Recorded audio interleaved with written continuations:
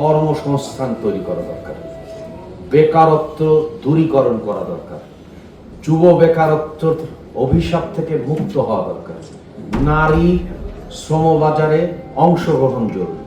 সেই জন্যে আমাদের সরকার চেষ্টা করবে এখানে বিনিয়োগ পরিস্থিতি কিভাবে উন্নয়ন করা যায়, অর্থাৎ হচ্ছে বিনিয়োগের মাধ্যমে উৎপাদন ব্যবস্থা গড়ে তোলা যায় এবং কর্মসংস্থান সৃষ্টি হয়। আমরা খুব অতীব দুঃখের সঙ্গে লক্ষ্য করছি যে এখানে যে বেসিক শিল্প এলাকা আছে সেইগুলোর প্লটগুলো ব্যবহৃত হচ্ছে না।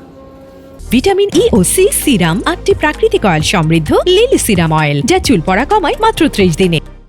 আমাদের দরকার হচ্ছে কর্মসংস্থান, এবং কর্মসংস্থানের জন্য প্রয়োজন হচ্ছে শিল্প কলকারখানা সৃষ্টি করা।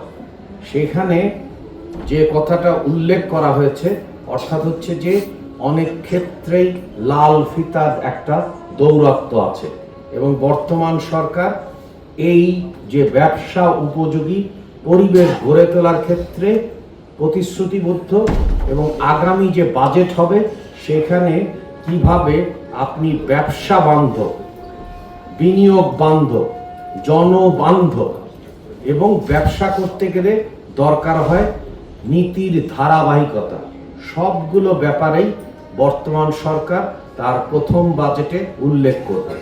এবং যে সমস্ত অবহেলিত অঞ্চল আছে সেই অঞ্চলগুলোতে বিভিন্ন শিল্প উৎপাদন সহায়তার বিভিন্ন প্রণোদনা দেওয়া হবে।